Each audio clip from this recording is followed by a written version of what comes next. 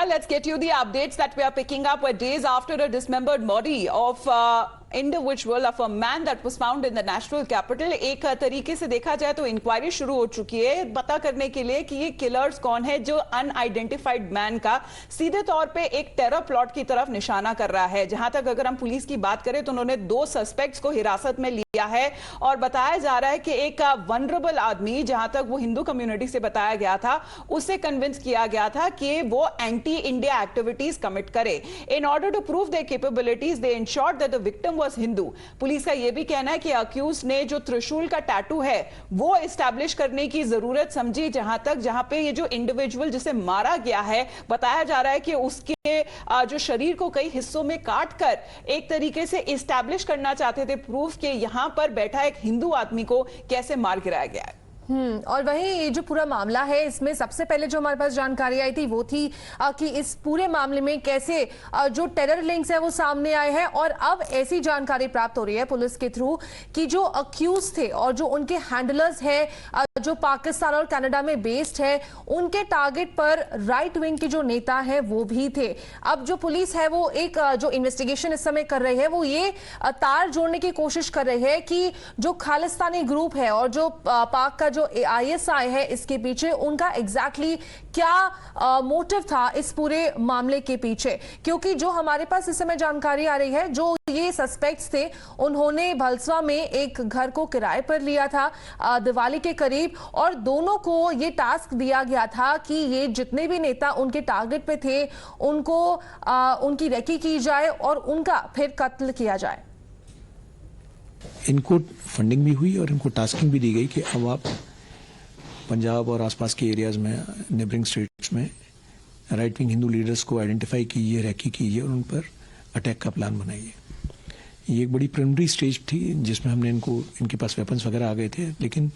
इससे पहले कि ये कुछ कर पाते या आइडेंटिफाई कर पाते उसी टाइम पर ये पिक कर लिए गए, अरेस्ट कर लिए गए। So according to the police, the suspects Jagjit and Naushad even got money after demonstrating their capability to kill. Now, while Naushad's handlers are said to be suspected to be cross-border elements, ISI handlers, while Jagjit is said to be linked to a Canada-based Khalistani terrorist known as Arshdeep Dalla. The latest terror module which has been busted by the Delhi Police Special Cell shows that the suspects were making video of the killing and were sending it to their handlers who are based in abroad. This is a clear-cut modus operandi of the ISI, not only to use those terror suspects who were earlier arrested by the Delhi police, but also to use those Khalistani promoters who have been based in India. The conspiracy was hatched inside the Tihar jail when Naushad was lodged in a terror case and he was a prisoner inside the jail. Naushad came out of the jail and then he was clear-cut given instruction to go for killing, making the video and send it to their bosses. Sources say that this 30-second video which was found from the mobile handset of Naushad was sent to his handlers, which was just a part of trial. They were told to go for more targeted killing. The Delhi police investigation shows that these 2 terrorists had beheaded and chopped off hand of the deceased into multiple pieces just to prove this point to their handlers that they are capable enough to carry out another big terror attack in the country. The target was not only those right-wing leaders who are based in Delhi, but also those who are in Punjab. They were provided hand grenades, pistol as well as multiple cartridges to carry out this assassination event. But the manner in which they carried out this brutal killing and made the video of the killing and then send it to the handler is certainly showing same point which was seen in Kanhaiya Lal Teli's incident which happened in Udaipur. This is a new pattern which has been taken by the ISI to mix people, terrorists who are from different religion, to carry out these kind of assassination attempt, which is certainly a horrific thing. What Delhi police is saying that this was just a trial mode for these suspects for which they killed one of the person, but their main target was a VVIP person who was from right wing so that the country can be put into flames and there can be communal riots following to which. तो देखिए कि अभी तक जितनी जानकारी इस मामले पर मिल रही है उसको देखते हुए ऐसा प्रतीत हो रहा है कि हिंदू विरोधी साजिश थी ये, और इसके पीछे जैसा कि हमारे पास अभी इंफॉर्मेशन भी आई, जो सस्पेक्ट्स थे उन्होंने ये इंश्योर किया था कि जो विक्टिम हो वो हिंदू हो, और वहीं दूसरी तरफ जो एंटी इंडिया फोर्सेस हैं उनका भी इन्वॉल्वमेंट सामने आ रहा है। दूसरी तरफ पुलिस ने ये भी बोला है कि ये जो अभी मर्डर किया गया था वो सिर्फ एक ट्रायल के बतौर पे किया गया था, क्योंकि वो एक बड़ी साजिश को अंजाम देना चाहते थे, और वहीं जो राइट विंग लीडर्स हैं वो भी इन सस्पेक्ट्स के टारगेट पर थे। तो ये पूरे मामले की अभी तहकीकात चल रही है, पर दूसरी तरफ सियासत इस पर भी हो रही है, जिस पर कांग्रेस इस समय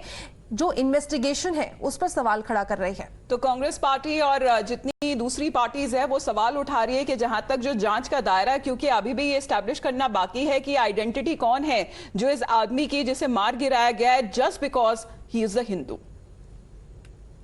Well, so social media, a lot of radicalization is happening, and then is need to be checked, and then Delhi police has to be active, and other intelligence resources has to be active, so that all such youth who get swayed by social media radicalization should be nabbed and taken care, because there is a complete ecosystem which is working on target killing and is radicalizing the youth. I have a doubt about Delhi police investigations and charges they frame. What happened in North Delhi, Delhi riots, what happened? Most of the charges which police framed against one particular community failed. So everybody knows that who demonstrated their brandishing sword, lathi, danda, all these things. Police can get anything confessed by third degree. Now we are getting some developments on the same, wherein what we're learning as per sources is that 3 Punjab-based leaders from Bajrang Dal, Shiv Sena and Congress were on the target of the terror suspects, and as per sources the date and place were already decided for the targets, and one was supposed to be targeted on January 27th while another one was supposed to be eliminated on January 31st. तो जहां तक ये identification process है, जिस तरीके से जो right wing Hindu leaders है, और हम देख रहे हैं कि किस तरीके से ये पैन आउट हो रहा है कि जहां तक अगर बजरंग दल के हों, शिवसेना के हों या कांग्रेस के हों, ये लीडर्स को हिटलिस्ट में थे, इनके अगेंस्ट सीधे तौर पे अटैक की किस तरीके से प्लानिंग करी जा रही थी। प्रियंक, क्या उसके बारे में कोई जानकारी है? जी देखिए, बिल्कुल क्लियर कट मोडस ऑपरेंडी है आईएसआई का, जो कि ISIS kind of terror attack को इंडिया में वादा करने की कोशिश करता है। इस बार उन्होंने एक यूनिक चीज की है कि 2 समुदायों के लोगों को मिलाकर के एक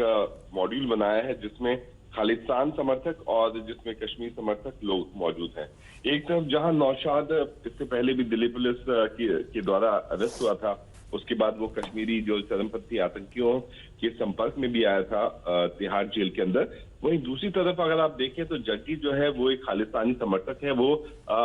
एक गैंगस्टर, क्योंकि आज के डेट में सिद्धू मूसेवाला के मर्डर के बाद गैंगस्टर्स का 2 गुट बन गया है, और ये दोनों के दोनों गुट आईएसआई के द्वारा बैक किए जा रहे हैं। तो इन दोनों की मिली भगत से एक ऐसा टेरर प्लॉट करने की कोशिश कर रहा था आईएसआई, जिसमें काफी ज्यादा नुकसान हो और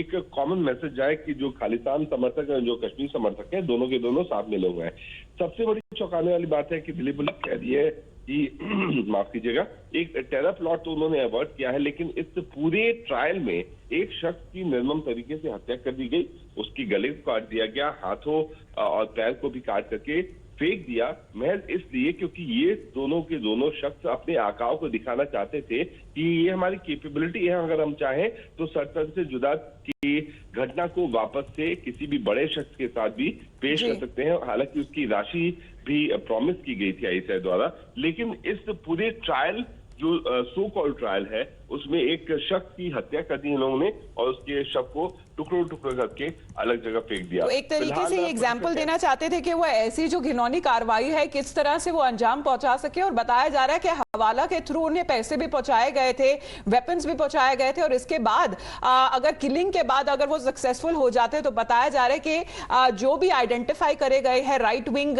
जो लीडर्स है, उनके पॉपुलैरिटी के हिसाब से उनको रिवॉर्ड भी दिया जाता है। तो ये अभी फिलहाल खबर सूत्रों के हवाले से आ रही है। प्रियंक, आपका बहुत बहुत धन्यवाद हमारे साथ जुड़ने के लिए। Let's move on now to